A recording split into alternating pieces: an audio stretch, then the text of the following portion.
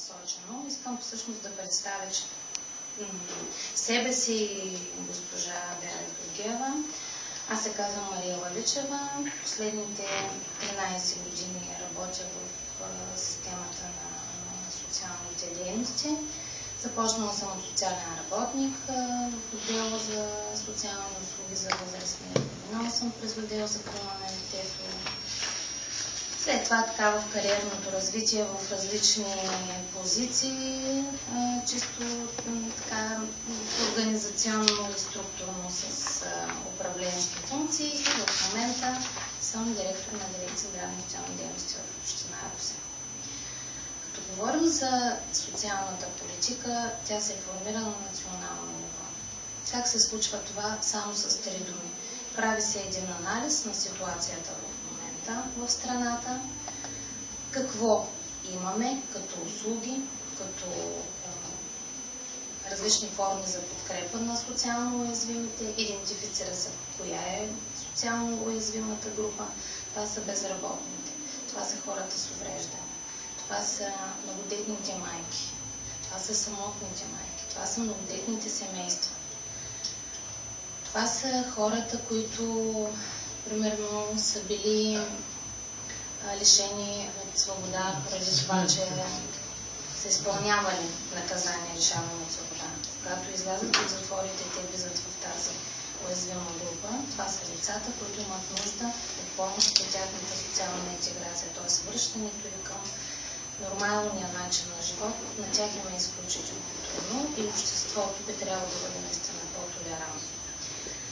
Други, които са към тази уязвима група, това са хората от етническите малцинства.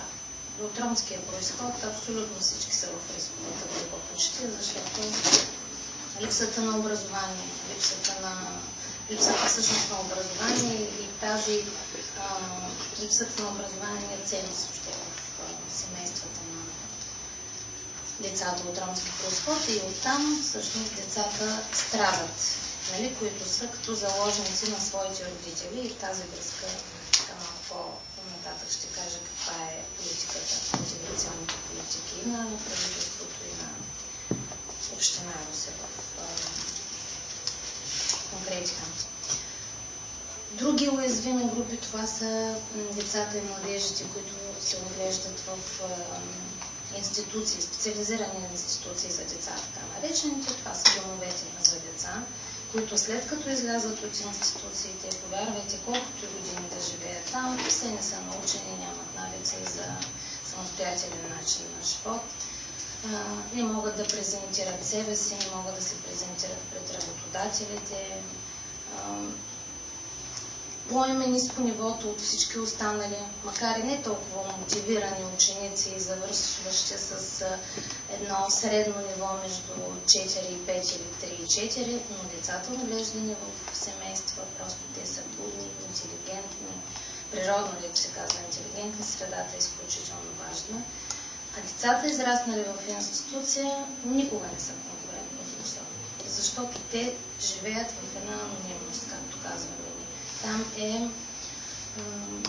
няма индивидуален подход. Опитват се колегите. Тук има една колежка, която работи в Брестовица. На дома е пред закриване. Всъщност ще има само един етаж детски дом, отиването ще бъде ЦНСТ, от друга страна, където ЦНСТ, това е център за настаняване от семейството. И още едно защитено жилище ще има. Да. И всъщност такава е цялостната политика за деинституционализация. Но за да приключим с кои са тези уязвими групи, може би съм изтървала някои от тези групи. Моля? Да, децата. Кои деца са? В семейна среда са жертва на някакви. Децата жертва на насилие, децата в риск. Да. За всичките тези целеви групи се прави социалната политика. И след като се установи какво е състоянието в момента, каква е необходимостта от развиване на социални услуги или на подкрепа, жилищната политика също е част от социалната политика и социалното подпомагане, това е финансовата подкрепа. Общо взето това са трите направления. социалната политика, се правят различни стратегически документи, с които няма да ви обременяваме. Но така, по принцип се правят различни стратегии. Стратегиите, знаете, това е документ, който показва, отново има една обосновка на състоянието с много данни, защото, заповядайте, стратегическите документи винаги са за един период минимум от 5 години, от 5 до 10 години и планират мерки и дейности, които трябва да се приложат във времето, за да се подобри общо благосъстоянието на хората от изброените целеви групи. Тези стратегии на национално ниво се прилагат на местно ниво, чрез разработване на местни стратегии. И съответно, ако започнем с националната стратегия за детето, защото така да започнем от децата към възрастните и към хората с увреждане. Националната стратегия за детето, последната е с период от 2008 до 2018 година. Всички изпълняваме, всички, които са в системата на социалното подпомагане. Ако започнем, кои са институциите, които работят, за да ви стане ясно, защото тези стратегии имат срок за изпълнение, всяка година конкретна дейност и институция, която е отговорна за това. Министерството на труда и социалната политика е министерството, което всъщност формира и контролира изпълнението на националната политика. В структурата на Министерството на труда и социалната политика са Агенцията по заедостта, Агенция по социално подпомагане, Инспекцията по труда. Нямаме за жалост представителя на Инспекцията по труда. Държавна агенция за закрила на детето е като второстепенен орган, пак към Министерството на труда и социалната политика, но са на подчинение на Министерски съвет. Т.е. служителите са служители на Министерски съвет, назначават се от министър-председателя. И съответно надолу всичките тези структури на регионално и на местно ниво си имат своите структури. Съответно регионална инспекция по труда, регионална служба на Агенцията по заедостта, регионална дирекция за социално подпомагане, надолу са пък дирекциите за общините. Дирекция социално подпомагане, дирекция бюро по труда, дирекция инспекция по труда. Всички тези дирекции така в структурите със своите служители, които работят съответно в дирекция социално подпомагане са социални работници, с образованието има социални дейности и имат така доста заварено положение. Светли работи в дирекция социално подпомагане. Госпожа Георгиева преди 2 месеца беше директор на дирекция социално подпомагане. Има и с други професии, специалности. Тя е юрист и всъщност намери своето място изключително добре, се вписа с голямо желание. Започна да работи и продължава там. Има и педагози, но всички са така завършили съответните курсове за преквалификация в социалната сфера, защото е изключително специфична работата.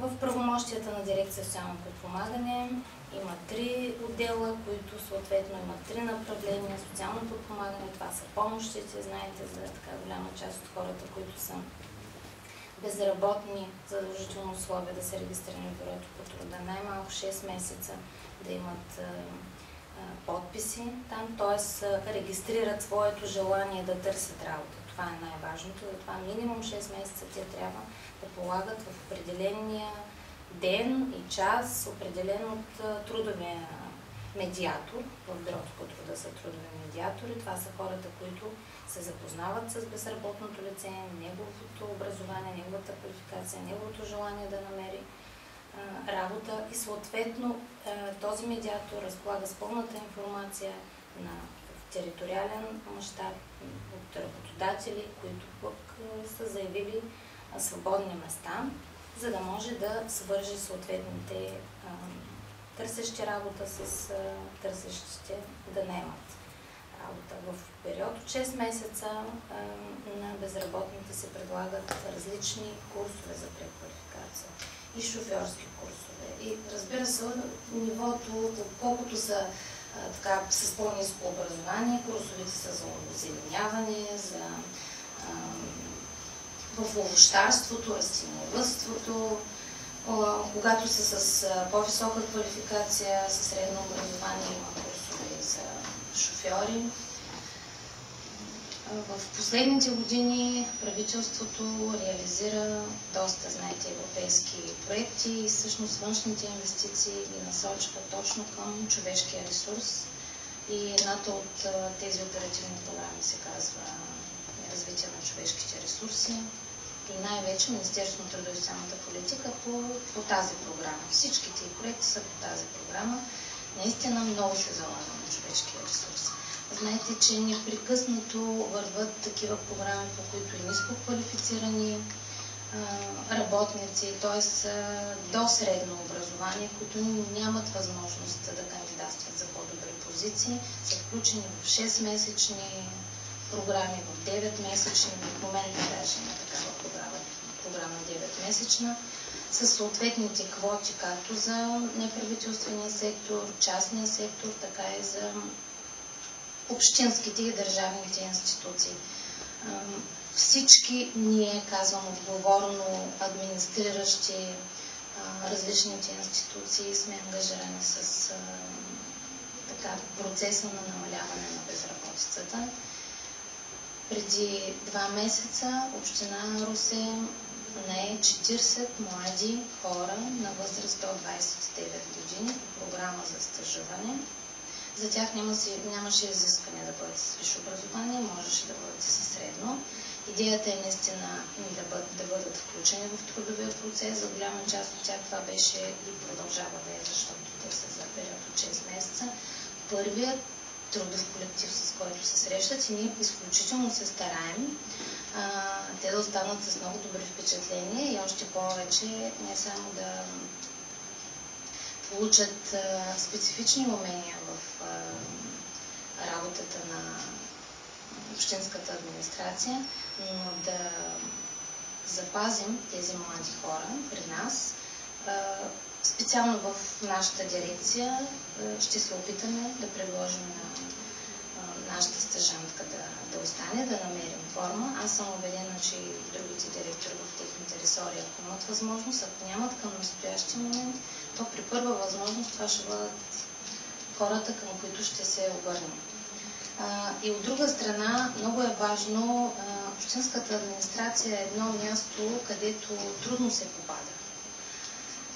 Защото това е една по-висша форма на администрация и както и преди, така и този екип, аз смятам, че така имам погледа и на предишни общински екипи и по-предишния по отношение на администрацията наистина се развива. Не случайно, защото сега сме поканили госпожа Георгиева да дойде при нас от директор на дирекция социално подпомагане, в момента е началник на отдел социални услуги. Тоест нивото е малко по-ниско, но по никакъв начин нито статута е по-нисък, нито отношението към нея. Изключително много разчитаме на нея и се опитваме да привличаме наистина и млади хора, и специалисти, за да можем да отговорят на големите потребности с малко хора, да се свърши изключително много работа, защото много сме амбициозни. Непрекъснато разработваме проекти. В социалната сфера ще ви разкажа по какви проекти в момента работим. Да всъщност за изпълнение на националната стратегия за детето на общинско ниво трябва да има общинска стратегия за детето. Такава към настоящия момент така заварихме такова положение няма. Ще се опитаме да направим, макар че ние всяка година правим общинска програма за детето, която е в съответствие с националната програма, така че не сме изостанали. Тук са институциите, дирекция социално подпомагане, целият неправителствен сектор, който е ангажиран с предоставяне на услуги за деца, инспектората по образование, регионалната здравна инспекция.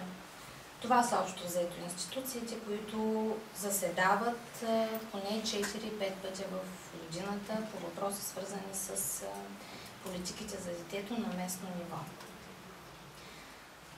Другата стратегия, която е изключително важна, това е националната стратегия за хората с увреждания. И съответно на местно ниво не се изисква да има такава стратегия, по-скоро много програми. И ние сме задължени, бих казала, на хората с увреждания, защото никога не е достатъчно това, което се прави за тях. Но към настоящия момент Община Русе работи по 2 проекта. Единият се казва личен асистент и осигурява грижа в домашна среда за хора с увреждания. По тази програма и деца, и възрастни към настоящия момент, към колко? Към 160 и... 120 за личните асистенти, в момента са 122. 122 са включени. Са потребителите, да, и толкова са назначени. Те са назначени, младежите от тях, знаете ли колко говорят? Младежите не. 31 деца има. Деца. Да. Като деца до 18 годишна възраст. Това е само за община Русе. Това е само за община Русе. Това е само за община Русе. В момента стартира от 1 февруари, всъщност стартира другия проект, който се казва, той е по схема за безвъзмездна финансова помощ, пак по оперативна програма развитие на човешките ресурси, помощ в дома. Нашия проект се казва Звено за услуги в домашна среда. Той всъщност доразвива домашния социален патронаж, който е изцяло общинска дейност и финансиран от общината. И там така сме го разписали за 100 потребителя. Само, че насоките, тъй като договарящия орган и Агенция социално подпомагане, Община Русе е бенефициент, т.е. кандидатства и изпълнява проекта.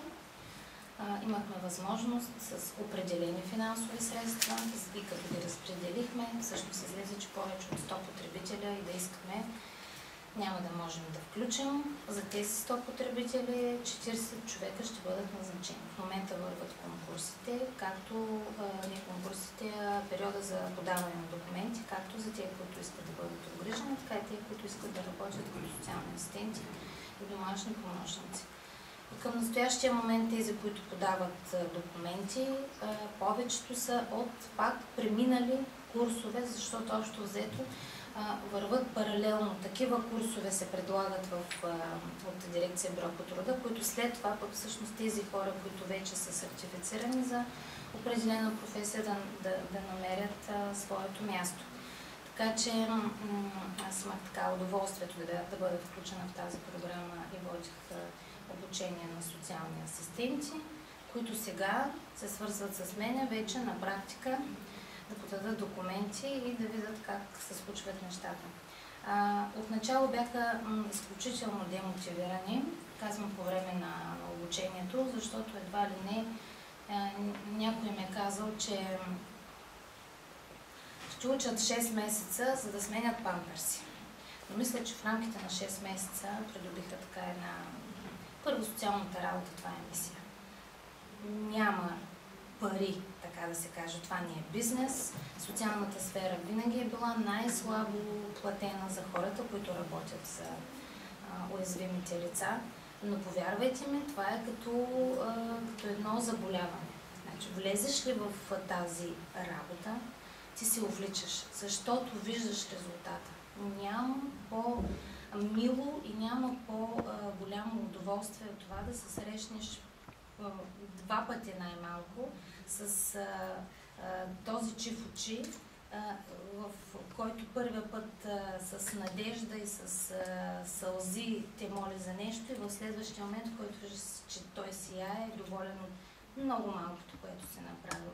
Тоест, ако ние определяме, че правим малки неща, защото това е част от нашата работа, за тях това е изключително много и всъщност живото спасяващо. Така че по отношение на децата, наистина децата сега с... Здравейте! Знаете, че правителството прие един политически документ. Може и да не знаете, но сте чували за процеса на деинституционализацията. Той е част в изпълнение на този политически документ. Изключително амбициозен ми се стори в така първия момент, когато се прие, не за друго, защото от 2000-та година, така, работейки в системата на закрила на детето и следвам реформата първо работихме за намаляване броя на децата в институциите, след това да намалим до минимум престоя на децата в институциите и сега вече сме категорични, че не трябва да има никакви институции. В всичките тези 10 години, съответно различни планове, различни програми, обучавали сме директорите на институциите и съответно общинските администрации в различни умения и как да правят своите институционални планове и програми, докато това правителство,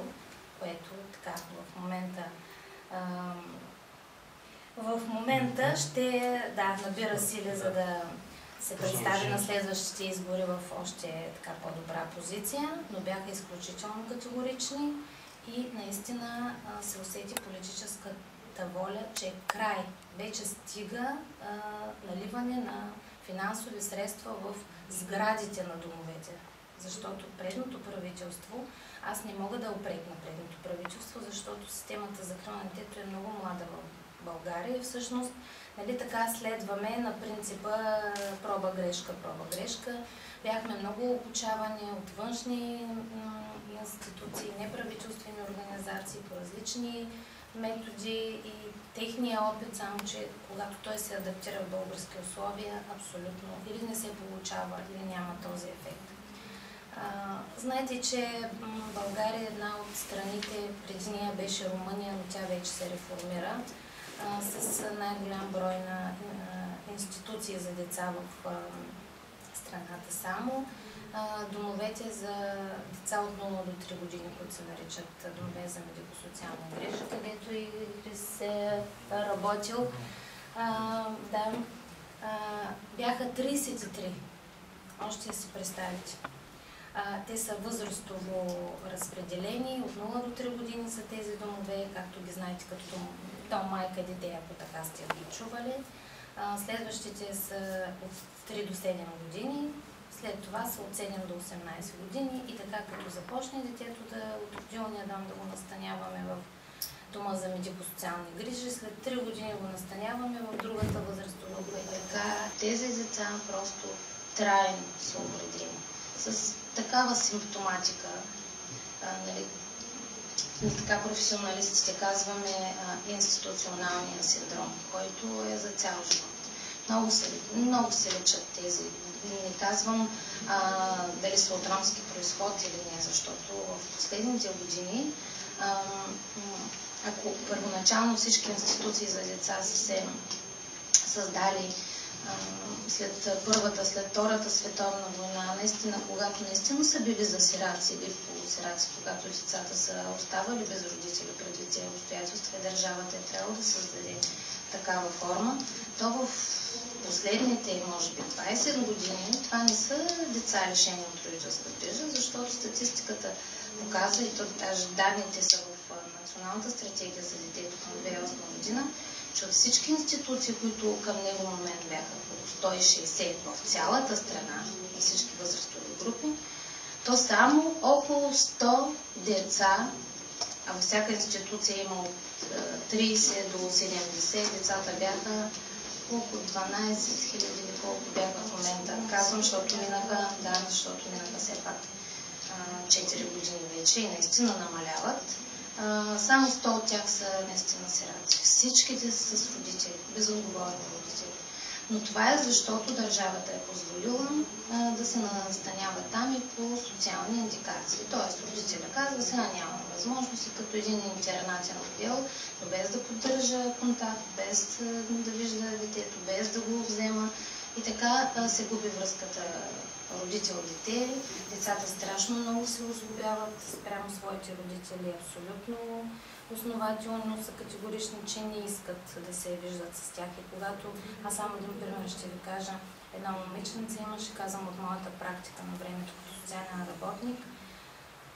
Сега това плавно така ще премина към сегашната реформа и това, което сега се случва и не го допускаме, но тогава, като навършиш 18 години, тъй като има родители, нали, по закон. Директора на дома вика родителите по телефона, те идват и си го вземат. Детето беше много симпатично момиче от ромски произход, което навърши 18 години. Тогава закона за закрила на детето не предвиждаше, както сега, възможност да остане до 20 години в институцията, ако учи. То учеше детето, обаче навърши 18 години, автоматично беше все едно изписано като една стока. Викнаха родителите и тя тогава ги е видяла за първи път. Можете да си представите. И е избягала от тях, от едно поповско село бяха родителите, и избяга и се върна при мен. Като се върна, като влезе в стаята, аз не можах да я позная, защото влезе едно, помислих, че е момче. Те се обръснали главата 0 номер за наказание за това, че тя е отказала да се ожени. Те всъщност се е взели да я продадат, за да може, нали, да се ожени.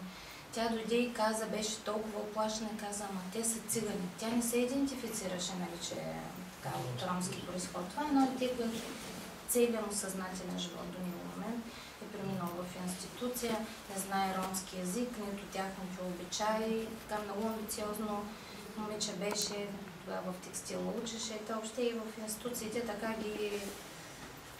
Не мога да ви кажа на какъв принцип им ги записваха. Наистина в едни училища, в които наистина да имат професия, но не и така да има някакво развитие след това.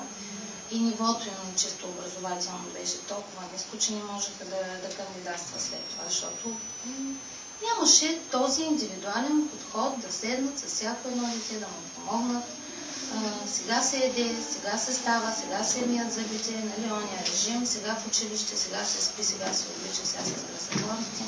Това, че искаш да хапнеш нещо между този режим, това, че искаш да излезеш не там, където те водят, и това, че имаш някаква приятелска среда от училище или някъде, няма къде да се срещнеш с нея. Всъщност този ограничен, а пък няма как да няма правила в институцията, защото пък персонала се грижи и носи отговорност за тези деца.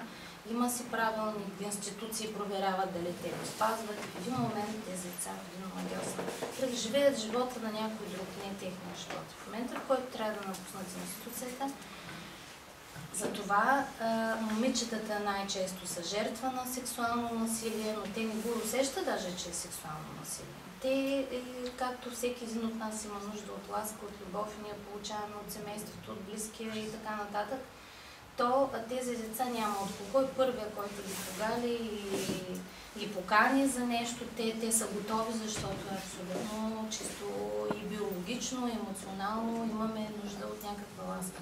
И те така много бързо попадат в схемата, веднага ги трафикират и ги използват чисто сексуално. Ние именно в тази връзка, извиня, че да прекъсвам, желаем да ни запознаете по-подробно с тези неща, за да може като младежка организация, като млади хора да се опитаме да им бъдем полезни на тях.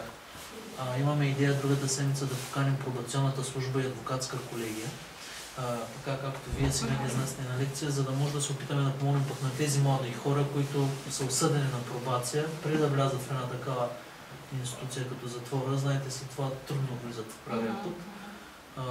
По някакъв начин да им бъдем полезни, а чрез вас да почерпим информация за младите хора точно в тези институции. Ние имаме едно успешно мероприятие в Дом Басарбовски. Започнахме безплатни курсове по английски език на възпитаниците там. Трябва само да го довършим. Изчакваме сега да влязат и новите деца от Дом Райна Гатева и ще го почнем може би от начало. Също, ако може да дадете малко информация, има един тип защитени жилища. Там знаем, че са младежи от 18 годишна възраст, обаче те имат някакъв проблем. Да. Аз лично на времето от съвсем гражданска позиция така им направих едно, то не е обучение, ами една кратка дискусия относно защита на личните данни. Събрах ги в един офис и просто им от информация от интернет, на кого трябва да дават личния документ, какво представя личната карта, защо не трябва да я дават на непознати хора. И бихме желали именно чрез ваши съвети и такава информация, която ни давате, да се измисли някакви мероприятия, било то по някакви малки програмки, било то съвместно с Община Русе или с други организации, да им правим един вид такива обучения, срещи, дискусия, за да им помогнем да се приспособят по-лесно. Най-вече инициативите ни ще бъдат насочени за лица от 16 годишна възраст нагоре. За малките винаги бихме могли да измислим нещо, но целта ни е да се опитаме да приспособим по-големите, за да не се чувстват като излязат от домовете, като излязат на улицата. За съжаление, да. Така ще бъде много полезни, ако... Остава нещо в съзнанието им, само че в момента, в който те нямат дом, ако попаднат, сега ще обясним за защитените жилища. Всъщност, само да приключа с процеса на деинституционализацията, всъщност това е формата. Закриват се институции, като се разкриват така наречените алтернативни форми на социални услуги. Защото всички знаем, че няма това, че ще закрием Дома за медико-социални грижи. В момента в Русе този дом е част от един проект на Министерството на здравеопазването и още 8 общини са включени. Т.е. от 32 дома, 8 в момента пилотно работят за закриването. Но всички знаем, че като закрием дома, няма да изведнъж, да намали потребността от някъде да има някаква форма на социална услуга за бебета, които ще бъдат изоставени. Значи, разчитаме изцяло на развиване на социални услуги в общността, така наречените. Те се делят на социални услуги в общността, социални услуги от резиденциен тип, т.е. услуги, в които пренощуват децата или възрастните, и вече другата форма, това са трайно настанените и институционалната грижа. Това са домовете за деца и домовете за възрастни. Домовете за възрастни, така статистиката показва, че са изключително необходими и към настоящия момент не само, че не можем да преминем към тяхното закриване, а трябва паралелно да разкриваме вече не домове, разбира се, да строим от ония тип с по 3-4 етажа и по 60-70 човека като капацитет, а по-скоро пак такива форми на... Започнахме от малък групов дом, казвам чисто като терминологично по време на проектите. Сега вече се казва центрове за настаняване от семейен тип, така са влезли в законодателството. Основният документ е Закон за социално подпомагане, Закон за закрила на детето, съответно правилниците за тяхното прилагане, там всъщност са визирани кой разкрива социалните услуги, при какви условия, кой издава заповедите, съответно финансирането. Може да бъде общинско финансиране, може да бъде на делегиран бюджет от държавата и може да бъде от неправителствената организация, ако тя реализира сама или от проект, или от собствени средства. Тъй като, изпълнявайки националната стратегия, този политически документ за деинституционализация, всички общини сме ангажирани всяка година да правим анализ, т.е. да актуализираме вече потребностите от какви услуги. Ние имаме областна стратегия за развитие на социалните услуги. Област Русе беше първата област, пилотна, която направи такъв документ. Да планираме какви услуги в следващите 5 години ще трябва да разкрием, което е наистина така много амбициозно, много смело, защото всичко е много динамично и много бързо се променят потребностите и необходимостта от съответните услуги. На база на областната стратегия сме направили общинска стратегия и всяка година правим план за развитие на социалните услуги. Даже на следващата сесия, априлската сесия, ще внесем, защото така е по правилник, до 30 април трябва да бъде приет. И така да преминем вече какви услуги има, може би, за деца и за възрастни. Услуги, да кажем няколко думи, да кажем какви има в Русе и след това вече да минем конкретно към вашия въпрос по наличната мрежа услуги, къде са се съсредоточени младежи и евентуално какви ни потребностите сме идентифицирали, в които вие можете да се включите с някаква форма на подкрепа. Най-общо бих искала да започна с това, че аз работя в системата на социално подпомагане и закрила от близо 10 години. И няма да забравя как посрещна тогава при назначаването ми ръководителя на Националната служба на социално подпомагане. Тогава тя каза: аз мечтая за времето, когато социалните служби няма да са място, където се раздават пари, а места, където ще се предлагат услуги. Наистина, преди 10 години основната форма на подкрепа за нуждаещите се групи, които госпожа Личева така подробно очерта, беше паричното подпомагане. За радост това вече не е така. Паричното подпомагане с годините става все по-малко, защото на хората от уязвими групи се дава възможност да се преквалифицират, да се обучават и да бъдат наемани по програми за заетост и подкрепата, която получават вече под формата на една услуга, която или те отиват на място, където тя се предлага в общността, или услугата в най-добрия, в идеалния случай, пристига в дома на лицето. Най-общо за услугите, госпожа Личева каза, това са в 3 вида, условно на 3 вида можем да ги разделим по признак къде се предоставят и как се предоставят. Най-старата форма на грижа е така наречената институционална форма, или това са домовете. Били те за деца или за възрастни хора, като за възрастните хора те са за стари хора, които са в пенсионна възраст, и за лица с физически увреждания, лица с умствени увреждания, лица с психични увреждания. По-отделно се изграждат институции за трите групи. По същия начин и институционалната грижа за деца пак е според видовете увреждания, които имат деца. Преходната форма на услуги са така наречените резидентни услуги. Те са за лица, които имат известни запазени способности за това да се справят с ежедневните дейности, но се нуждаят от подкрепа.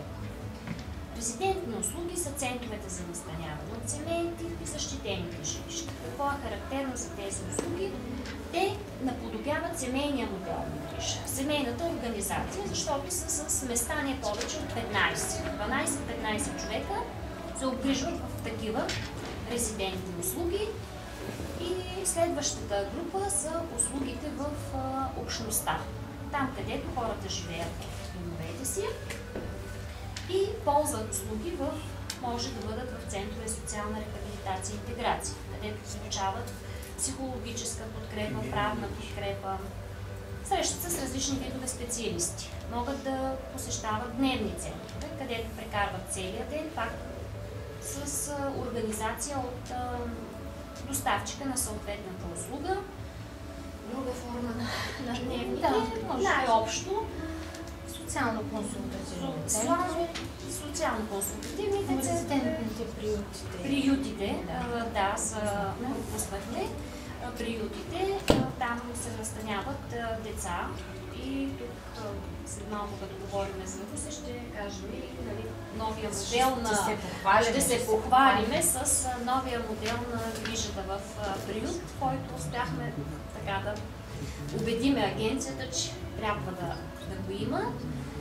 Резидентните услуги спадат и най-различни видове кризисни центрове. Кризисен център за деца, жертва на домашно насилие и на трафик, за жени, които са жертва пак и на домашно насилие и трафик. Казваме за жени, в последно време статистиката показва, че и мъже са жертва на насилие и възрастни хора от своите деца, за съжаление. Така че има нужда и от такава форма на социална услуга, за да бъдат изведени, макар и за часове или за 1-2 дена, докато институциите успеят да осигурят тяхната защита. Така че това е в общ план. Какви видове услуги могат да бъдат? И следващата група услуги, ако можем условно пак да ги разделим, по отношение на това как се финансират услуги. Значи една част от услугите, тези за които говорихме до тук, по-голямата си част се финансират от републиканския бюджет. Успоредно с това, европейските средства идват в България и Министерството на труда и социалната политика ги използва за така наречените програми, които се финансират с пари на Европейския съюз. В момента се администрира точно тази програма Алтернативи, по която в община Русе казахме, че работят 122 човека, които се грижат за лица с увреждания в техните домове. По програма Помощ в дома, която е пак проект на Оперативна програма развитие на човешките ресурси ще се обгрижват още 100 лица с увреждания в техните домове, също така и самотно живеещи стари хора ще бъдат обект на подкрепа по тези програми. Това, с което може да се похвали община Русе, е, че целият този широк спектър на услуги, за които ние говорихме, и само може би преди да завърша с грижата в семейна среда, така наречената програма Личен асистент, която все още се финансира от републиканския бюджет. За тази година е разписана, осигурени са средства. Тя пак представлява форма на подкрепа в дома за деца и лица с увреждания, които имат определена чужда помощ. Тоест, те трябва да са над 100% с чужда помощ, за да могат да попаднат за обгрижване в тази програма. А техните близки, които полагат грижи за тях, значи изискване на програмата е да са в родствена връзка или да живеят на едно място, трябва пък да отговарят на условията на член 9, т.е. тук се търсят два ефекта. От една страна грижа за лицето с увреждане, от друга страна възможност за създаване на заетост на неговите близки, за да могат те да трупат осигурителен стаж и да се чувстват професионално реализирани. Община Русе може да се похвали с почти пълния спектър на социални услуги. Когато съм си мислила какво няма в Русе, няма кризисен център и все още няма преходно жилище. Другите форми съществуват. Има 3 домове, т.е. 3 специализирани институции. Дом за стари хора с капацитет 234 места, дом за възрастни с деменция, хижа 300, на който може би му е познат с 120 места, и дома за възрастни с физически увреждания на Белмекен, който е с 82 места. Освен това, до броени дни, 3 специализирани институции за деца ще станат 2. Активна работа на община Русе, заедно с дирекция социално подпомагане, от края на миналата година и в началото на тази, доведе до това едната институция, единият дом за деца лишени от родителски грижи Райна Гатева, да бъде закрит и остава само още един дом за деца лишени от родителски грижи от 3 до 18 или до 20 години, ако учат, и един дом, за който също имаме амбицията да реформираме по модерен начин. Това е дома за деца лишени от родителски грижи от 3 до 7 години, така наречения дом Надежда, който в момента е с капацитет 40 места. Преди 2 години, само за сравнение, е бил с капацитет 75 места. Значи за 2 години от 75 първо е намален на 60, след това е намален на 40. Сега амбицията е да стане 20 места, като на негово място с парите, които са предвидени за издръжка на дома, да се разкрие една форма на подкрепа в домашна среда, т.е. там да заработи един дневен център за деца. Т.е. да подкрепиме родителите за деца с увреждания, да се подкрепят родителите, които полагат грижи за деца с увреждания, да могат през деня да се реализират като работещи, държавата да осигури грижа за техните деца с съответните специалисти, защото децата с увреждания имат специфични потребности и те се обучават по малко по-различен начин от здравите деца. Това по отношение на институциите. Тук ще допълня само госпожа Георгиева. Мислим дневният център за деца с увреждане да има и една форма, така наречената седмична грижа. Потребители не повече от 4-5 пъти в годината могат да ползват тази услуга. Не случайно ще сложим ограничения за това, защото седмичната грижа с нея трябва много да внимаваме, защото родители, това не е алтернатива на институционалната грижа, защото оставят ли ги 5 дена и събота и неделя някой път си ги вземат така.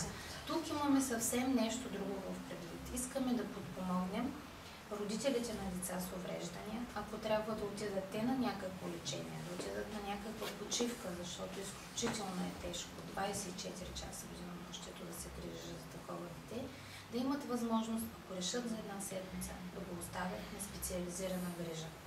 Както и за приемните семейства, в които сме настанили деца с увреждания.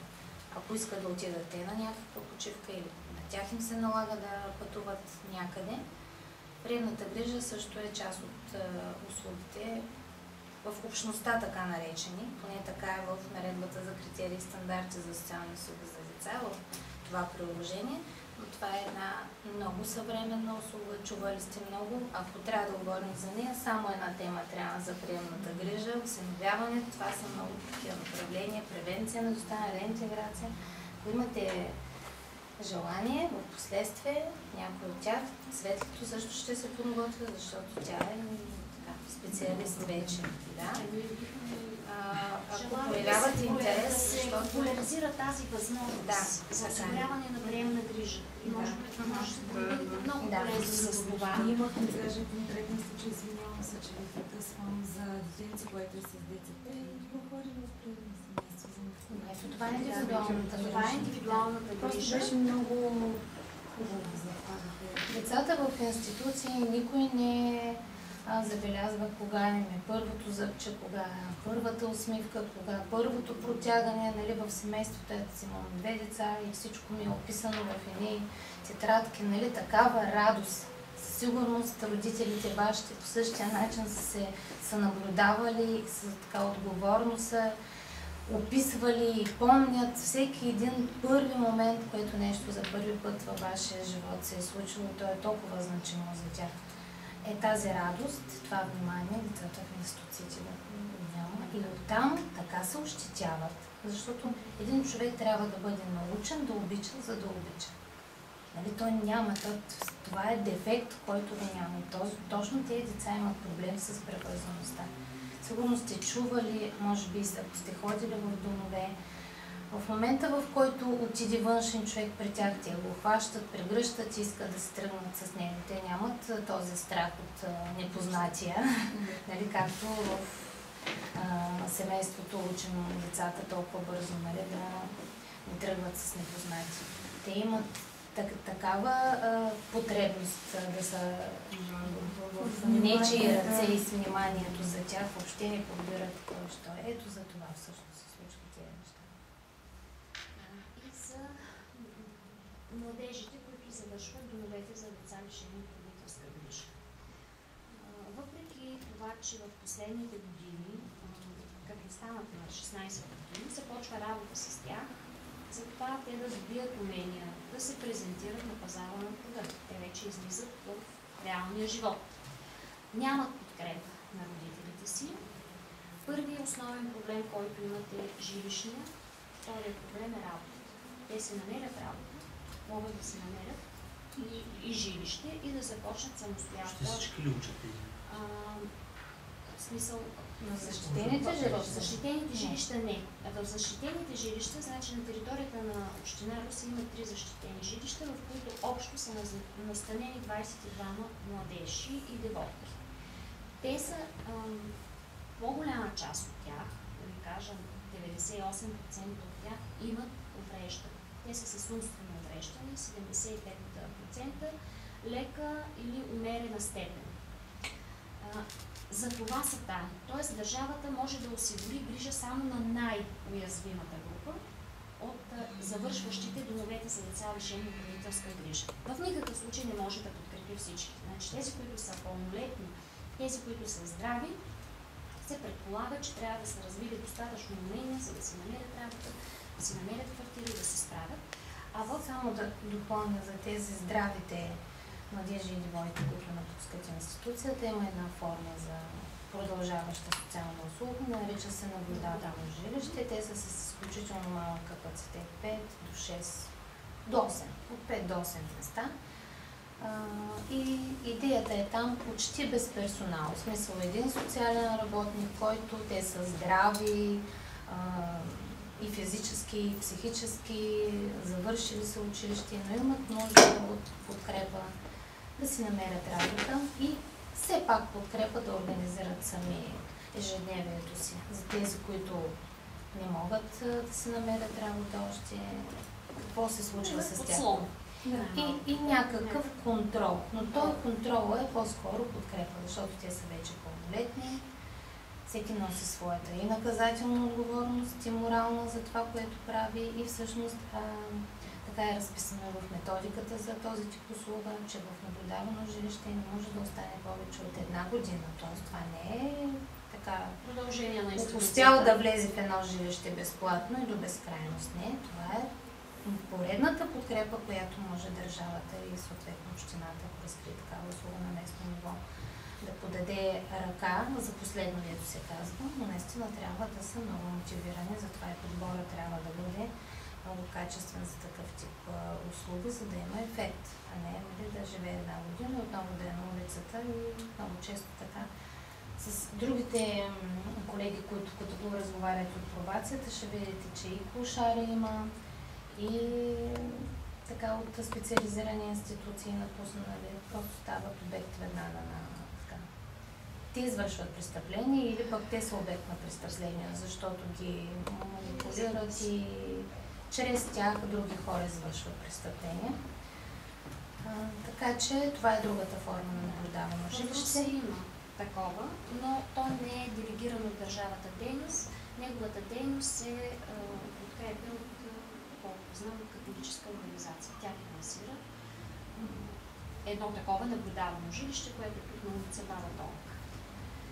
Защитените жилища за децата напускащи ДДЛР-гата, така казахме, наблюдаваните жилища и другата форма са така наречените преходни жилища. Значи те са на границата между институцията и наблюдаваното жилище. Когато децата имат най-силно нужда от подкрепа, би следвало да преминат първо през едно преходно жилище, където им се оказва специализирана помощ. Специалистите ги подпомагат. Психолози, психиатри, насочват ги как да си намерят работа, как да се грижат сами за домакинството си. Когато преценят, че вече са в степен на готовност сами да се справят, те преминават в наблюдавано жилище и тогава специалистите не се намесват, а само контролират дали те са усвоили и дали се справят успешно, с готовност да се намесят, ако има някакъв проблем. Това като форми на подкрепа казахме и другите услугите в семейна среда, които са както за лицата с увреждания, така и за децата. Сега за лицата с увреждания вече споменахме национална програма личен асистент. След личния асистент е човек, който оказва цялостна подкрепа за лицето, което има някакво експертно решение на ТЕЛК и заболяване. Тоест от неговото битово обслужване до неговото включване в общността. Тоест той му съдейства и за административни услуги, съдейства му за заплащане на сметки, за водене в училище, ако е дете. Другата услуга, която пак се предоставя от домашен помощник в дома на лицето, е така наречения домашен помощник. Почти няма разлика между ангажиментите на домашния помощник и личния асистент, като акцента при домашния помощник е битовото обгрижване. Т.е. той се грижи за личната хигиена, за приемането на лекарствата, за хигиената на помещенията, за приготвянето на храната на болния. И третата услуга в домашна среда за хора с увреждания е социалния асистент. Или самотно живеещи лица е социалния асистент. Социалният асистент няма толкова ангажименти към битовото обгрижване на лицето, а по-скоро към неговото социално включване. Тоест, той организира събития, като рождени дни, празници, гости, води потребителя до киното, на разходка, купува там, да речем, вестници, четат заедно списания, гледат заедно телевизия. По всякакъв начин насърчава развитието или поне запазването на едно определено ниво на уменията, които има лицето с увреждане за социални контакти и общува. И другата услуга, която е както за здрави, така и за болни дечица, това е приемната грижа.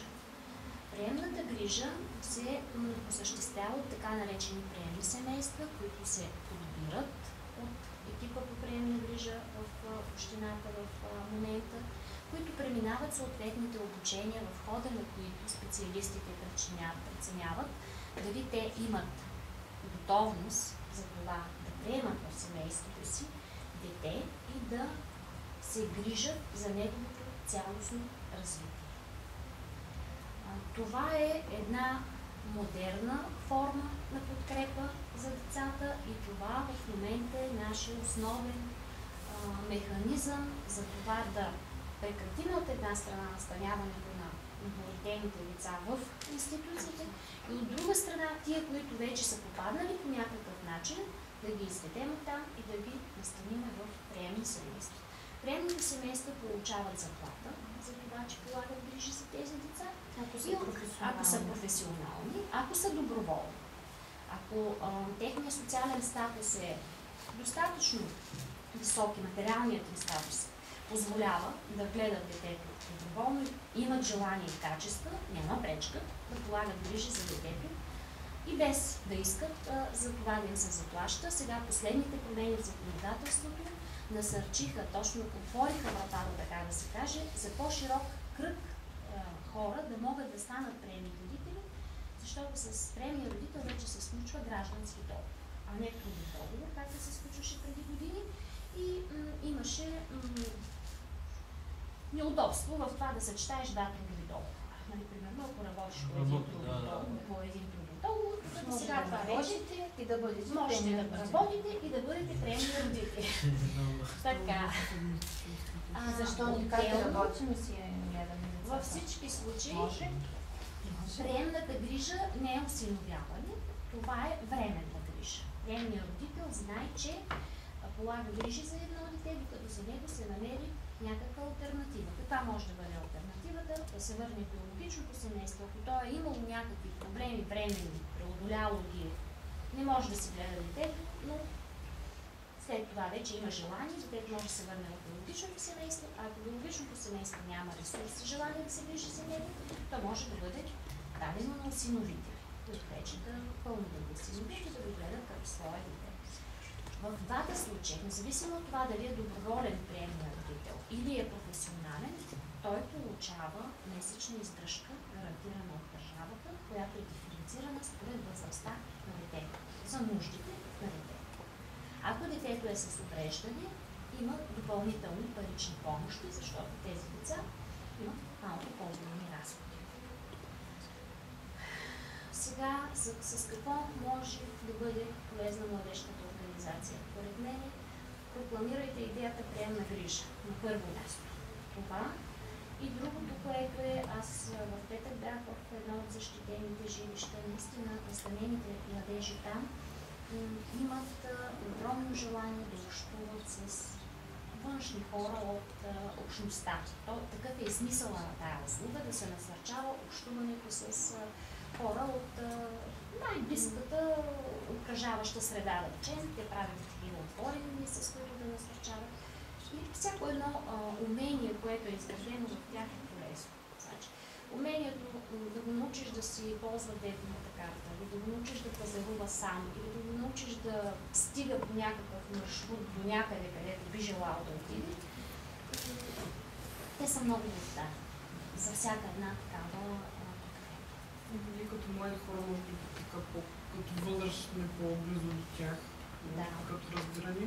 И само искам да попитам за тези приемни семейства, тяхната цел всъщност не е ли да се нещо преходно като стъпка към да се даде възможност на лицата, които са в приемно семейство, да се обвържат примерно емоционално с тези лица, евентуално да им станат бъдещи осиновители или има ли такова нещо? По принцип на обученията се залага на това приемният родител да свикне с мисълта, че ще полага временна грижа. Така както учителите, да речем, в детската градина или в училището, също развиват симпатия и привързаност към определени деца, с които работят, не ги осиновяват, макар че при определени условия е допустимо да се стигне и до осиновяване, но по-скоро това би следвало да бъде изключение, а да не е практика.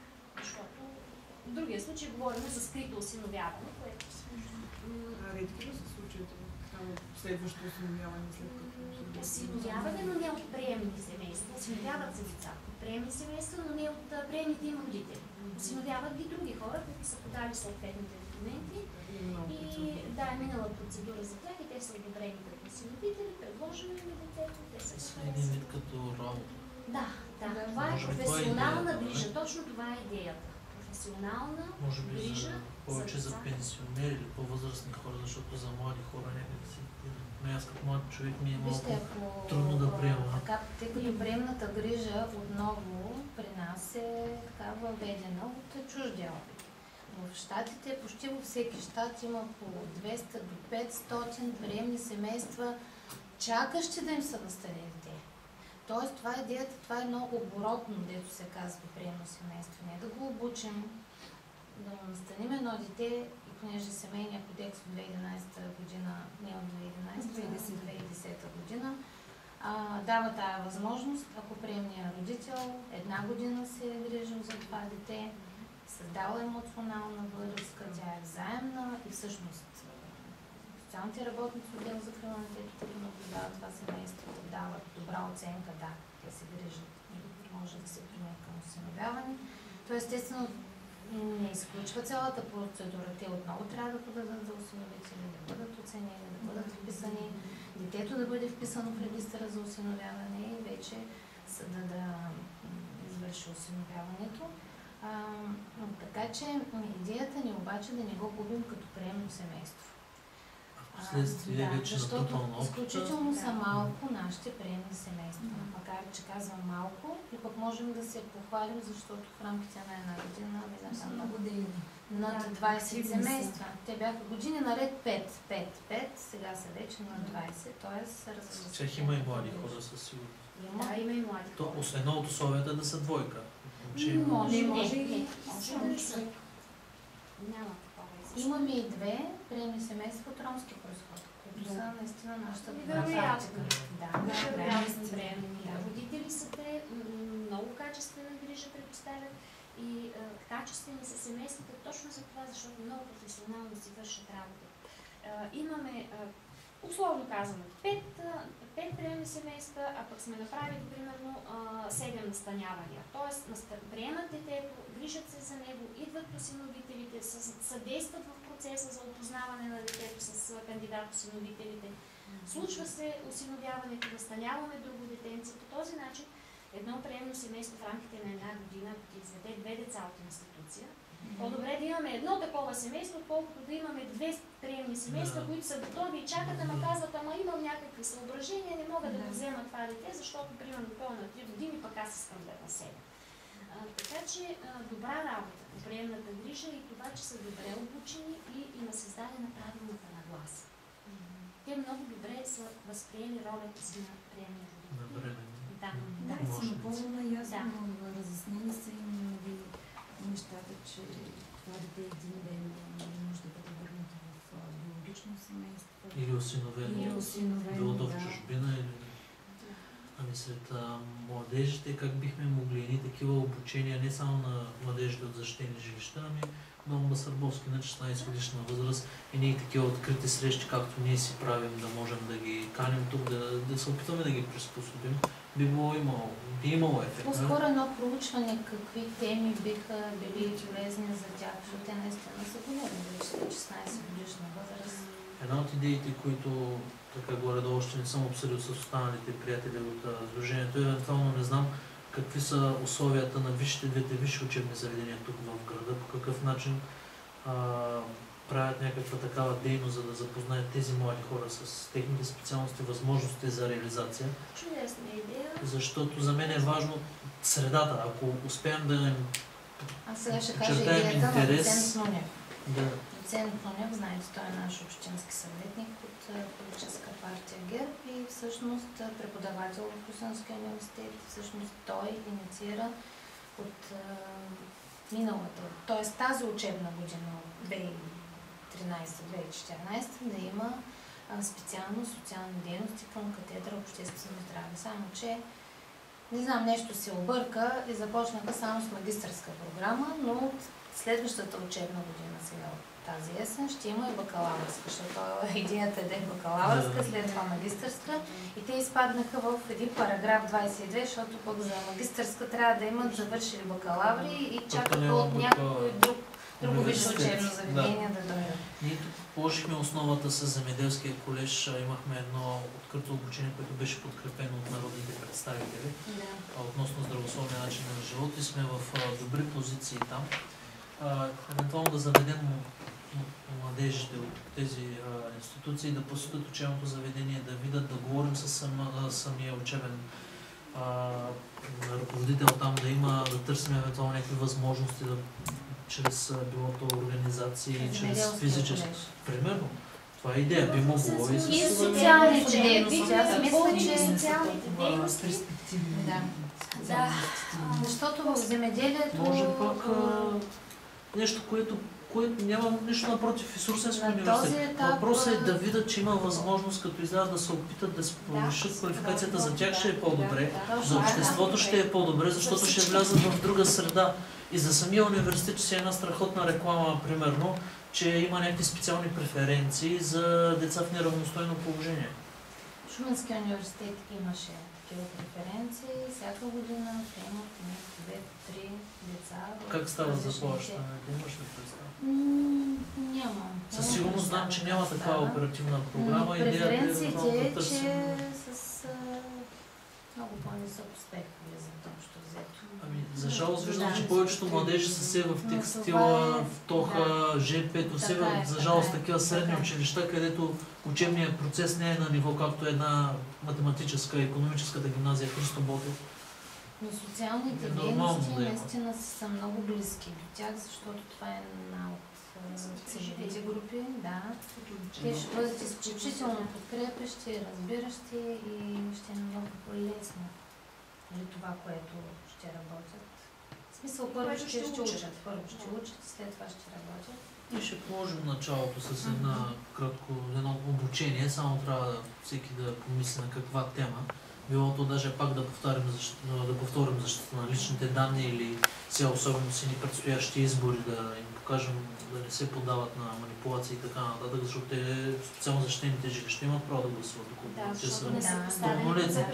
Те не са запрещени. Ще измислим някаква тема, а вече с останалите ще проведем и консултации с Русенски университет. Даже би било хубаво и да поканим и вас съвместно, да видим с кого бихме могли да им бъдем полезни, защото това е идеята, пак казвам. Освен да научим какви са проблемите, освен да научим всичко положително, което властта и общината последните година и половина прави, ние като млади граждани, като млади хора да се опитаме да видим по какъв начин ние бихме могли да бъдем полезни с нещо. Може да е нещо древно, но считайте, че ще е от сърце и желание. Аз популяризирала социалните дейности и за вас. В смисъл, не знам с какво образование сте учители, но всички учат. Да, но в смисъл винаги всеки ден. В смисъл винаги може като второ висше, аз съм с 3 различни, така че социалните дейности са едно от моите образования. Те са изключително важни. Изключително важни, защото знаете, че от 2011 година влезе националния класификатор за длъжности в България и вече за всяка една длъжност конкретно се иска образование, не както до сега е било нещо около. За сега все още се спасяват, но просто се спасяват. Приемния родител има ли го вече класификатор? Има го. Приемен родител. Преди това го водих медицин-гледач, сега си е приемен родител, си е професия. Понеже имаме специалист тук и последно време Младежки глас сме насочени най-вече към IT комуникацията и обученията. Там в тези институции, предполагам, имат желание, но не съм запознат, имат ли компютри? Имат компютри, имат. Нещо там бихме могли да им бъдем полезни, защото пък интернет днешно време живота обхваща всичко. Да, те имат интернет, ползват интернет. Като се почне от сайтове за запознанства, като се почне от сайтове за търсене на работа, бихме могли... Колегите от Монтана направиха един семинар точно за безопасността в интернет. В смисъл има го на техния YouTube канал, може да го гледат, в смисъл целият семинар, който е. Също така ние ще се радваме и аз като представител на IT клуба ще се радваме с което можем да помогнем. Ще може и в училищата всъщност да обхванем, не само в дома, или? Може ни... Като ние в момента имаме една отворена инициатива, правим безплатни веб-сайтове, най-новите стандарти, които са в момента, на най-високо ниво, и приложения за Android. Даже аз провеждам един курс сега, предстои втори съвместно с регионална библиотека Любен Каравел. И хостинг компания ICN-BG, те също са ни партньор, като основата са няколко американски платформи, които са с все неща, които биха могли да бъдат полезни както за децата в неравностойно, така както казвате и в училищата. Но в училищата някак си по-лесно, защото всеки почти има компютър или вече в днешно време един телефон с интернет е на достъпни цени за повечето родители. Да направим като една кампания всъщност за безопасен интернет. Държавната агенция за закрила на детето беше направила нещо подобно, но за съжаление няма така постоянство. Всичко е кампанийно. Това като че ли не е пропуск. Не за друго, защото всички институции сме ангажирани с текущата работа и добре, че има наистина такива работни планове, в които планираме дейности съобразно потребности и какви рискови групи и всъщност можем да включим всъщност и вашия ресурс в подкрепа. Ние като млади хора ще поемем инициативата да го обмислим, да напишем и да го коментираме с вас. В момента ни гледат 45 човека, т.е. 45 компютъра са включени и наблюдават тази среща в интернет пространството. Като идеята е да ги изкараме малко младежите пред компютъра и да дойдат в реалната обстановка, но виртуалното също е доста добро. Затова не беше тази инициатива съвместно с Колежа за здравословния начин на живот, защото благодарение на тия технологии, колкото и да са полезни, от една страна, особено за младите хора, са доста вредни. Почти всеки се е научил да комуникира вече чрез социалните мрежи, а не директния контакт очи в очи. И забравиха се, пишат на латиница, което сами аз сега, с сегашната работа, бера последствия. Толкова години да пиша на латиница, като се напиша на български, става малко... И се забравят едни основни неща, като се почне от тия детските моменти да излезеш на улицата, да играеш или на площадките, ами вече всичко е чрез... Но пък от друга страна, за едни млади хора, които ще излязат на пазара на труда, ще излязат в обществото, интернета вече е задължителен на всяка. Просто да работят с технологии, не знам социалните домове, на каква степен първо ще проучим, ще видим дали бихме могли да не направим някакво обучение, защото все пак си имаме специалисти, които се занимават. Те ще проявят интерес, аз съм И сигурна. от друга страна бихме могли вече да говорим и с Комисията за трафик на хора, защото има злоупотреби с тия сайтове за запознанства. Знаете, за жалост еротичната и порнографската страна в интернет е доста вече разпространена, отворена. Има много злоупотреби също. Ако може да бъдем полезни в тая насока и за кандидатстване за работа. Това са основните неща, които Точно са така, да. Защото точно с и тези неща има най-много злоупотреби. Специално както за млади хора в социални институции, така и извън. Имам лично мои познати, които така бяха подлъгани от невероятни оферти в Испания, в Италия. Специално едната позната за Италия, имахме големи проблеми. Пък момичето си от нормално семейство, работи си, средна класа, всичко. Представям си за какво е за едни деца, особено за едни млади хора, които, както казвате ви, от едната институция до 3 години отива в другата, отива в третата, вижда на 18 години баща си, не е виждала никой. Той очаква някой да му каже какво да прави всъщност. Те търсят точно тази форма, защото е по-лесно. Няма представа какво, така им казват какво да правят. Ние ще се стремим, освен да им покажем и да им остане нещо, да ги научим, в смисъл да могат да продължат, защото много е лесно да отиде някой и да им каже нещо, пък и до там. И да очакват следващия или този същия човек пак да дойде. Но ние ще се постараем да им покажем нещо, като да стане продължително последователно. Не е само да остане, но това пак казвам. Това си пак социален контакт за тях с нас. Може и децата в приюта. Децата в приюта остават до 6 месеца. 6 месеца живеят там и как се извън се точно така. На трафик. Имаме 2 дневни центъра за работа с деца на улицата. Наистина абсолютно рискови. Те са повечето от ромски произход. Неглижирани от своите родители. Не ходят на училище, просят, крадат. Колежката имаше невероятна идея за агресията след младите, ако не се лъжа. Някъде бяхме коментирали с някой, понеже е доста голям проблем. Ами по отношение на това местната комисия за борба против обществените прояви също имат много данни за и работят с такива деца и младежи, които не само, че бягат от дома и от училище, защото това вече се оказва, че най-лекото девиантно поведение, а по-скоро имат кражби чрез грабежа. Грабежа вече това е нападение на децата. Деца нападат деца и възрастни. Да. А по отношение на агресията и за насилието в деца срещу деца, тела закрила на детето на информация, защото такива сигнали всъщност постъпват при тях в училище и всъщност работи се, защото има Център за обществена подкрепа в Русе, където всъщност едно от направленията е превенция на падане от училище, превенция на противообществените прояви и там наистина се опитват точно тези деца с противообществени прояви да ги включват в спортни мероприятия, учат ги да бъдат скаути, т.е. да им организират свободното време по най-добрия начин. Точно така. И тази енергия, може би, която имат и вербална и невербална агресия, търси се, разбира се, причината откъде идва, за да може да се помогне на детето и всъщност насочи вниманието в друга посока. Енергията към градивни неща, по-скоро не. Точно така, да, точно така. Има ли някакво облегчение от Бюрото по труда за млади хора в неравностойно положение да кандидатстват по програми, в смисъл да ги взимат на работа, да запознат, знаете ли? Да, има такива и в дирекцията. Имахме наети 10 лица с увреждания, които работят по програмата за заетост за хора с увреждания. А в неравностойно положение? За другите...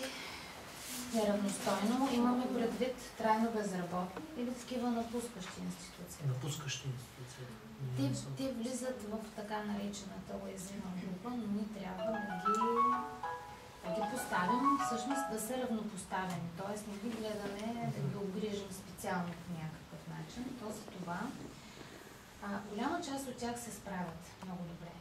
И учат, и завършват и висше образование, и работа си намират. Но много е важно в институцията, за това и всички деца в институциите имат план за грижа. А от 16 годишна възраст, т.е. 2 години преди да напуснат институцията, им се прави план за напускане на институцията. То вече е съвсем различно. Там се работи за тяхното, т.е. подкрепа за завършване задължително на средно образование и последващо професионално ориентиране.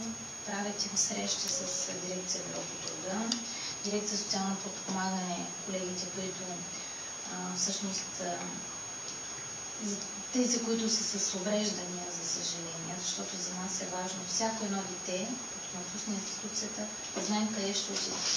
Дали в разширено семейство, ако не е близки роднини, не биологичното семейство, баба, дядо, вуйчо, това през цялото време, докато детето е с престой в институцията, се търсят тези близки роднини и се работи за изграждане на тази връзка. Дори към настоящия момент да нямат възможност да поемат грижата за тях, да знаят тези деца, че не са дърво без корен, какъв е техният произход, кои са техните роднини.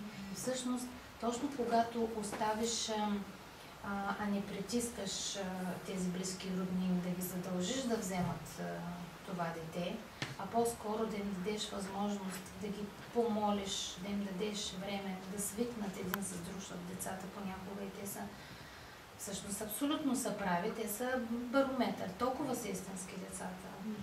Там няма уважение. Те не искат никого от своето разширено семейство, защото са им сърдити, че са ги изоставили. Абсолютно се справя. Така че специалистите и в отдела за закрила на детето и Центъра за обществена подкрепа, защото всички случаи минават през тях. И колегите от дома наистина използват тези техники на работа във времето, да дадат възможности на двете страни да опознаят себе си. И има случаи, в които наистина близките не само на гости ги отначало започва само за ваканцията, а след това то кръвта вода не става, дето е казал народа. И дори да не живее при тях, както и младите хора заживяват сами или на квартира, но да има къде да отиде и да знае, че и обратно. Внимаваме да няма и злоупотреба, защото има случаи, в които решават, че ще ги вземат в домовете си, за да ги гледат, нали? За да... След време решават, че възрастните хора са толкова безпомощни, появи се някакво дете, което им е роднина, ще го взема, но при условия, нали, му поставя условия на детето, като един общ работник, нали, ама ще ми чистиш двора и така. Така че, наистина, това е социалната работа, в която не да бъде използвано това дете и да бъде поставено в ситуация на така зависимост и безизходица, защото няма къде да живее. Има и случаи, в които младежи от институцията са били поканени от непознати за тях хора, но наистина благодетели и с така по-големи сърца, защото не знам друго определение, защото безвъзмезно да живеят при тях и случаи, в които като починат тези хора и веднага роднините им продават апартаментите и в момента това, което пропусна да кажем, то какво те не е пропуснало толкова много, още можем да говорим и така малко е хаотичен нашия разказ, защото са много социалните услуги, да, но ние направихме по проект обществена трапезария. Те са три са такива трапезарии, те по проект в цялата страна, нашата е най-голяма, с голям капацитет, намира се в... Капацитета е 100, като казвам голям, 100, всеки ден 100 човека получават топъл обяд. Много е различна от всички други трапезарии, защото е като една столова, влизат потребителите, сядат по масите, има сервитьори, които им сервират, т.е. така чувстват се значими, един достоен начин да се нахранят, а не червения кръст, те всъщност изключително много помагат. Но една друга форма на услуга, те са наистина за хората на улицата, те се опитват се в най-тежките, критичните ситуации, в зимни условия, да бъдат до тях и така с баките, с храна и там им раздават. Тук наистина създадохме една много висша форма на социална услуга за най-уязвимите. Това са бездомните, абсолютно без всякакви средства и клошари. Затова казвам, че един много достоен начин да седнат и да получат храна. А персонала, всъщност по проекта, основният персонал е от 5 човека на самата трапезария, но помощни е от 12 и тези 12 са от също уязвимите групи. Има от ромски произход, деца с увреждане, трайно безработни, многодетни майки. Тоест, тази целева група, която работи за същата целева група, които получават услугите. Просто един невероятен модел, добър модел за социална услуга. И там наехме такова момче, което е хигиенист в трапезарията, което е възпитаник на дом Дмитър Басарбовски.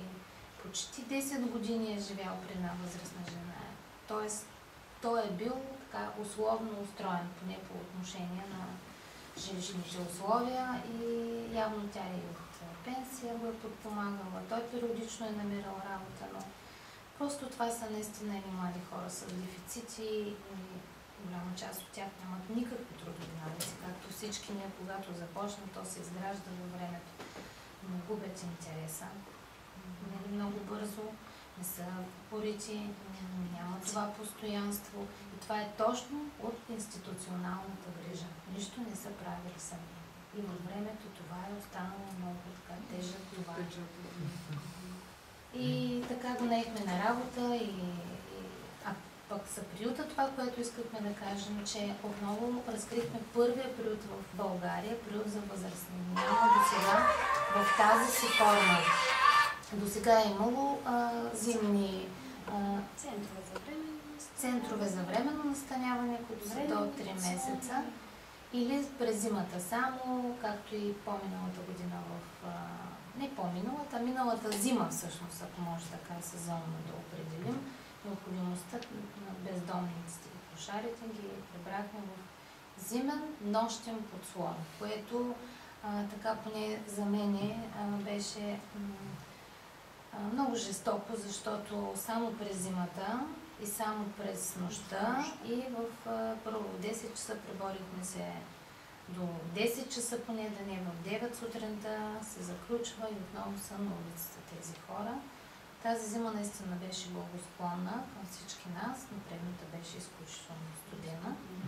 Но може би и това беше нашия силен мотив и не без лобито на нашите депутати от ГЕРБ, защото поред всички методики за резидентни услуги не повече от 15 места са този тип услуга, докато нашия период е с 60.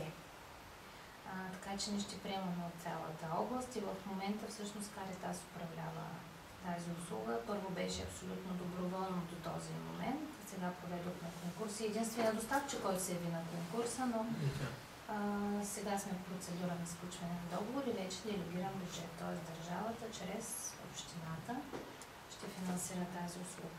Ако имате още някакви въпроси... Въпроси има ли, че... Само тя като постоянно звено ли изградено обществената трапезария, за която...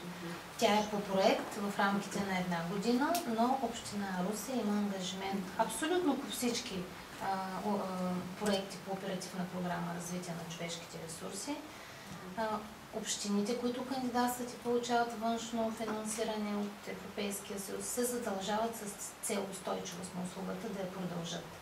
И още към момента на кандидатстване в документите за насоки за кандидатстване е изписано от 1 до 5 години винаги. Всъщност договарящия орган определя този срок, който като минимален. И за трапезарията ни е даден 5 годишен срок, който никак не е малко.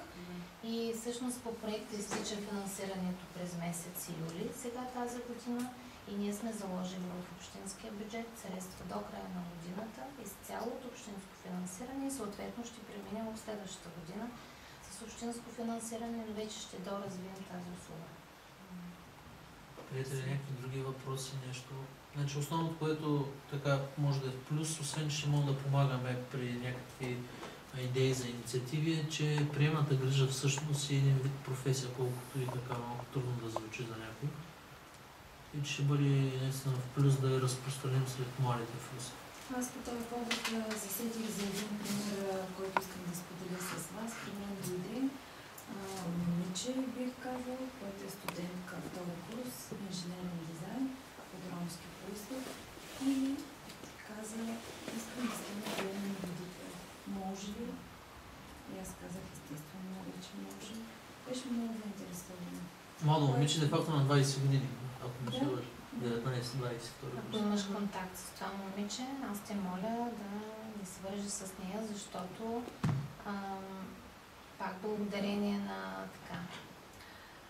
на волята на господин Цветан Цветанов, докато е бил и вице-премиер и беше председател на Националния съвет по етническите въпроси, е дал възможност на екипа на Националния съвет да разработи първата стратегия за...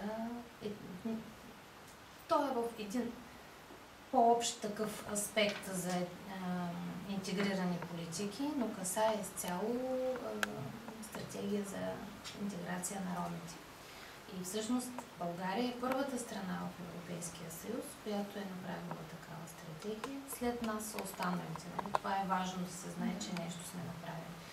Но то път ни е било, да кажем, изключително наложително, защото знаете за тази рискова група от ромски произход, които пак министър Цветанов, като е изпълнявал тази длъжност, е бил на международен форум, където е акцентирано, че до 25 години големия процент от работещото, т.е. трудоспособното население в България ще бъде от ромски произход. Т.е. сега е времето ние да обхванем много сериозно, изключително сериозно, т.е. да заложим на децата. изтървали сме техните родители и баби и дядовци. Децата от ромски произход да не остане нито едно дете, да не ходи на училище, да не завърши училище, да знае български език, да бъде конкурентоспособен. Всички други деца от първи клас, дето се казва, затова знаете каква е политиката в образованието. Вече миналата година беше задължително вече беше гласуван закона и от тази учебна година, следващата, която е септември месец, вече децата от 5 годишна възраст задължително на предучилищното. Сега беше 6 годишна, сега от 5 години.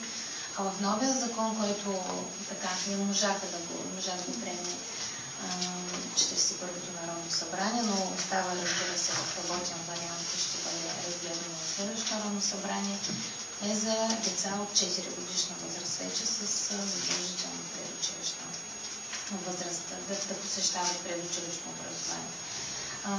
В тази връзка община Русе спечели един много голям проект, който е на стойност 1 200 000 лева. Ние сме измислили така едно работно име, докато тече проект, Светилник се казва. Буквичките представляват абревиатура на едно много дълго наименование за социалното включване в най-общ аспект, казвам, и ще изгради детска градина, интегрирана детска градина, с здравни, социални, образователни услуги и ще се работят с децата и с техните родители. Тоест, за да ползват родителите, техните деца всъщност да ползват безплатна детска градина, ще бъдат подбрани за това колко са мотивирани те да съдействат, нали, на работата на целия персонал в тази детска градина, заедно всъщност, да работят заедно. С цел повишаване на родителските им умения, въобще и мотивацията им за цялото това социално включване. Много хубаво. 250 места ще открием въобще до края на 2013 година в детски градини, като 4 групи са само в тази детска градина. Тя ще бъде в Чордейка и другата седмица ще бъде първата кофта. Да, изцяло с така наречената наша целева групата. В връзка с тази национална стратегия трябваше всички общини да направят план за действие в изпълнение на областни такива стратегии. Нашия план на миналата сесия беше пред с изключително бурни дебати от страна на общинските съветници. Съответно, половината бяха така демотивирани да подкрепят нещо подобно, като без да ги критикуваме. Това е така тяхната гледна точка. Смятат, че толкова години са наливани средства в тази целева група от ромски произход и без всякакъв ефект, че сега да продължаваме. Ние обаче бяхме абсолютно категорични, че всички трябва да сме единни и да идентифицираме групата като проблемна, изключително проблемна и въобще много важна за бъдещето на България. Така че имаме такъв план, който имаме 2 здравни медиатори в община Русе от ромски произход, момчета с висше образование, много интелигентни, назначени са при нас на работа. Те непрекъснато обикалят ромските квартали, мотивират младите семейства да запишат децата си на личен лекар, да правят задължителните имунизации, те да са здравно осигурени. Изключително добра работа. Те са така основните нашите действащи лица при изпълнение на тази стратегия и всъщност точно на общинска сесия стана въпрос къде са ромските, условно казани, лидери или по-скоро разпознати лица от тази общност, която има авторитет спрямо тях, нали, за да премине чрез тях да има доверие на тези хора. И за нас ще е много важно такива млади хора с особено образование, за да имаме добра практика. Съдействаш да служиш. Пък и всеки един от вас, ако има някой познат, да помогнем да разпространим де-факто идеята за приемните семейства. Разбрахте, че освен професионално и доброволно, заплаща се в доста страни по света. Това си един вид работа. Други въпроси, приятели, имате ли? Напреднахме доста във времето. Да. Казвам се Надя Денева. За вашата дейност и за вашата организация, движение, знам от интернет и Фейсбук, може би предимно на вас или всички заедно това, което организирате. Реално се имам възможност и благодаря за тази възможност да присъствам и всички теми, които тук се разискваха, говориха, споделяха и с желанието да се обединят и насочат усилията в нещо, което е необходимо за целия град. Работила съм повече от 15 години като човешки ресурси в регионална служба по заетостта, 3 години в бюрото по труда като психолог, предимно с хора, които са без работа, но и с младежи, които за тяхното професионално ориентиране, доколкото чух, имате и такова желание за работа с младите хора. Работила съм с хора, които са на пробация, също от Русенския университет, от ерготерапия, с общината и така. Всичко, което говорихте, на мен лично ми беше много полезно и много познато. От това се чувствам така много добре и всички нови неща, които чух, че се правят в общината. Последната година и 2-3 месеца работих в доктор Свети Димитър Басърбовски като психолог. Така, и това ми е познато за работа с децата. Това, което чух от вас, като че ли най-вече чух, че искате с децата предимно да работите. И това, че желаете да съдействате за приемните семейства е прекрасно. Децата наистина имат нужда от една взаимност, която вие бихте могли да им осигурите. Това, което си мисля, което предложихте от 16 години нагоре, с Цвети Русинов бяхме говорили, знаете, той към Лайнс клуба беше предложил техния младежки Лайнс клуб да работят с децата от Свети Димитър Басърбовски, т.е. да им съдействат за по-големите от 14 години нагоре, за да могат да им съдействат за тяхното социално приобщаване, след като напуснат институцията. Това не се осъществи, мисля, че вие бихте могли да бъдете полезни. Да, аз от тази гледна точка, аз пък съм член на младежката организация на Ротари клуб. На Ротари клуб. Да, Десно. И оттам ще се опитаме по такъв начин съвместно пък с Ротари да обхванем. Това, което мога да кажа, децата са изключителни. Някои от тях наистина са в по-горни гласове, но не знаят да четат и да пишат или им е трудно. Бихте могли да им бъдете полезни. Това е чудесно, че организирахте този курс по английски. Аз знам децата как се радваха на срещите и участието в този курс. Може би бихте могли да им бъдете полезни, как да се подготвят най-добре за училище. Това мисля, че ще бъде най-добре за тях. Ще бъдем благодарни при положение, че имате толкова много опит и друг път да присъствате на наши срещи и чрез социалните мрежи да ни откриете, за да се пишем, за да чуваме и вашето мнение, ваши предложения, както разбира се на госпожа Личева и останалите дами, защото ние те първа ще се опитваме да навлизаме в една толкова сериозна и за жалост последните години проблемна сфера и ще се опитаме като млади хора, докато все още имаме възможност, докато не е грабнал така живота, както се казва, сериозно, защото можем да бъдем полезни на тези млади българи и русенци да го направим, защото това е идеята. Може да е нещо малко, ние си правим планове за нещо грандиозно, че ще ги уредим в живота и така нататък, това е абсурдно. Но да им подадем една приятелска ръка, да видят, че има хора, техни връстници от обществото, които се интересуват от тях, искат да им помогнат. Мисля, че ще бъде много полезно и за тях, и за самите нас. Така че благодаря много наистина и ще се надяваме да се виждаме пак. Аз мога само да ви поздравя за инициативата и всичко това, което правите, защото е необходимо за града. Благодаря. Приятели, други въпроси, някой нещо да иска да каже? Аз имам един въпрос.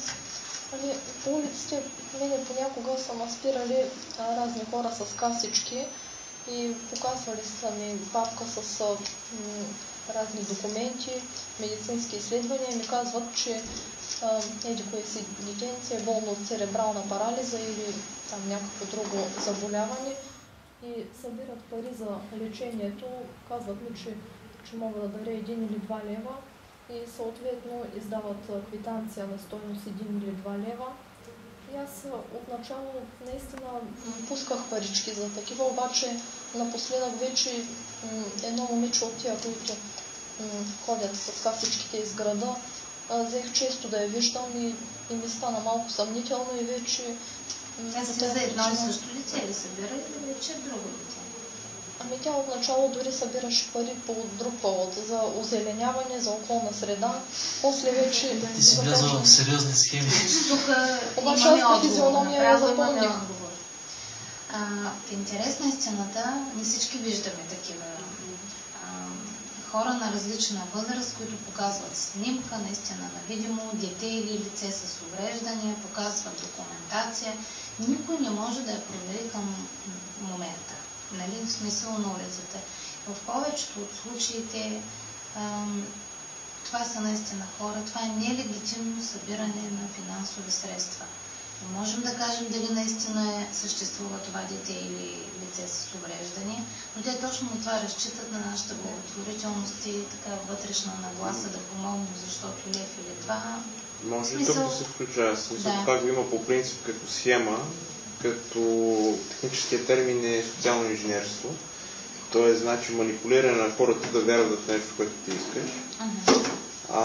И по принцип го има като проблем не само в Русе и в други градове, но ние примерно тук за Русе можем ли да направим примерно един сайт, към който тези, които наистина имат нужда, да бъдат показани, да бъдат представени и съответно да събираме средства за тях по някакъв начин? И да ги легитимираме по този начин. Това не, че не може с тяхно съгласие. Т.е. родител на дете може да подаде данни, защото знаете по закона за закрила на детето има различни 14, в който могат да бъдат разпространявани данни за дете, без разрешението на родителите или полагащите грижи, защото може да е дете в институция. Просто ми беше да отделим тези, които са легитимни и наистина искат да направят нещо. Аз разбирам, но ние не разполагам, няма институция, която да разполага с такива данни. Кои са тези организации? Те не се легитимират в държавните общински институции. Да кажат, ние сме регистрирани по закон, с еди-каква си дейност или част от тази дейност. Те се регистрират на центъра сред туристите, точно, аз също съм изисквала документация, едни регистри, че са регистрирани, не са по-точно се занимават. Така че моето лично мнение, мисля, че моите колеги чисто професионално ще ме подкрепят, че всички, които имат нужда от финансиране, не събират по лев и по два. Разбира, защото това е... Първо е несериозно и въобще всяко едно лечение изисква срок и навременност. Не може да се разчита, ако се съберат 100, 200, 300, 500 лева. И затова смятам, че се злоупотребява съвсем. Пресен пример може госпожа Георгиева да даде от петък. В петък Силвани, директорката на Дом Надежда, беше силно разтревожена от това, че извънят граждани и я питат, вярно ли, че за дома се събират дарения от лица, които ходят в квартал Дружба. По апартаментите звънят по улиците,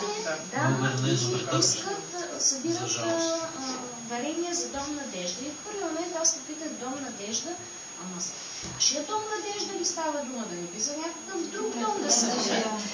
И те казаха, за нашия дом, защото гражданите вдигнаха телефона и позвониха в нашата институция. Ние казаха, нямаме такава практика на събиране на дарения. Дарения на място в институцията със съответното удостоверение, кой е дарителят, какво дарява, за какви има си регистър за даренията, в които се вписва кой и с каква воля дарява определените средства. Но така по улицата такива акции. Но в хода на нашата работа и дирекция социално подпомагане общината, защото общо взето това са институциите, които имат система за и финансово подпомагане, и също както дирекция социално подпомагане, освен месечните помощи на лица с увреждане, може еднократна помощ до 325, пак за лечение или подпомагане на разни медицински интервенции. Община Русе има възможност до 1000 лева. Пак доказано с съответните документи за лечение или вече последващо някакво наблюдение медицинско. И не само за И лечение. социалния отделен фонд социално подпомагане дава до 2000 лева. Това е държавната. Така че всеки, който има нужда, казвам, наистина има нужда, а не да се злоупотребява, знае възможностите. И знае към къде да се обърне и по улицата. Тези 1-2 лева. Да, знаете как се правят и кампании, благотворителни концерти или с такива кампании с СМС-ка.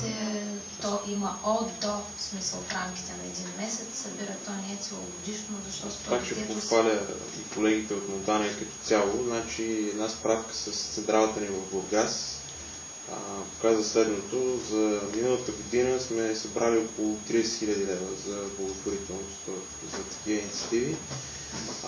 Съвсем наскоро в Монтана имаше един благотворителен концерт, колегите го организираха, който беше с цел подпомагане на едно момиче, което реално издържа с 2 сестричета и братчето, което е с тежко заболяване и така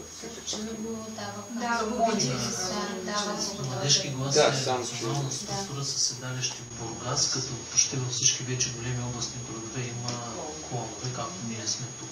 Ние сме неправителствена организация с обществено полезна дейност и търсим точно такъв начин да мога да помогнем. Ние на този етап за Русе от близо 1 година сме учредени, аз съм председателя, заместник-председателя, секретаря, останалите членове и все още не сме почнали. Но имаме желание, както колегите от Монтана, от Бургас, все още за концерт. Ние имаме и младежка програма, общинска младежка програма на община Русе. Така че мисля, че ще бъдете изключително полезни в някои от дейностите. Аз ще имам ангажимента да препратвам всички наши членове. Даже на тази сесия е допълнихме. Госпожа Петрова е автора на тази програма. Предната сесия е приета, тази е допълнихме на дейността. За консолия съм да пращам, но пак ще прати с допълнение. Много се разчита наистина на доброволчеството. Тоест точно тези неправителствени... Бяхме поканени от госпожа Петрова и Анжела Иванова в Духовното, когато се коментираше на кандидатурата ни за Европейска столица. Завъдили сме начална фаза, така да се каже, на това с какво можем да бъдем полезни. Ние мислим идеята ни да кандидатстваме по малки проекти, в смисъл не по оперативни програми, но съвсем други малки програми, както много младежки организации от Сърбия, от Унгария кандидатстват. Имаме предложение вече с младежки дом и с регионална библиотека съвместно с тях. Все неща, които... А пък и хубаво е, че знаем и за вашето желание и интереси, защото...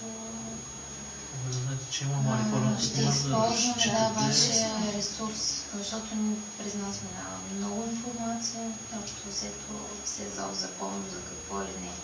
Ние не работим с успели и с осигурени и можещи хора, по-скоро социалната сфера наистина подкрепяща за тези, които в настоящия момент имат нужда. И знаете колко е важно да е навременна помощ. Тогава, когато изчерпали всички останали възможности. Да. Така че хубаво още една... Хубаво е да знаете, че има хора, които може да се разчита с каквото може. И ние ви благодарим, че въпрос последен, явно ще бъде. Най-накрая се включи един наш зрител. Съответно, като види такива незаконни събирания на дарения по центъра, какво може да направи, към кой може да се обърне? Полицията? Ами към полицията може и към нас да се обърне, но всъщност ние няма как да удостоверим. Трябва да излезем на улицата и да поискаме. Тоест, ако кой е съответният орган, който трябва да се информира за това нарушение? Полицията. Полицията. Чрез не случайно, не случайно, ако ви прави впечатление, това са малолетни деца. Те не са непълнолетни, а това са малолетни. Най-вече стоят 2 момиченца пред отец си всяка сутрин, като отивам за работа. Това означава, че трябва дело за това на детето да се самосезира и да отиде да провери, защото и забелязвам, че децата в тиха дейност. Да. Не случайно те са малолетни. Защото няма лицензионен режим, няма разрешителен режим. Разбирате ли, ако тая дейност законно се разрешава, примерно, е вменена на кмета на общината или на Агенцията за социално подпомагане чрез териториалните структури, да, тогава той е проверяем. Вие ще кажете, да, ние сме дали такъв лиценз, но това не е разписано. Така че ние няма как да извършим проверка. Да, но практиката показва, че когато УНИЦЕФ събира средства за някаква целева група, те също деца, основно организация Международна за подкрепа на деца, също продават картички със съответното послание за кого и в някакъв период от време. БЧК също. Пак кампанийно по Коледа, Великден също, но то е изписано ясно за кого, къде отиват финансовите средства, може да бъде проверено. Всички останали, нека да се ограничим, да останем добри в сърцата си, само че... Да не ставаме жертва на измами, а наистина да помогнем по някакъв начин. Да. И съответно тези, които искат да помогнат, се обърнат към вас.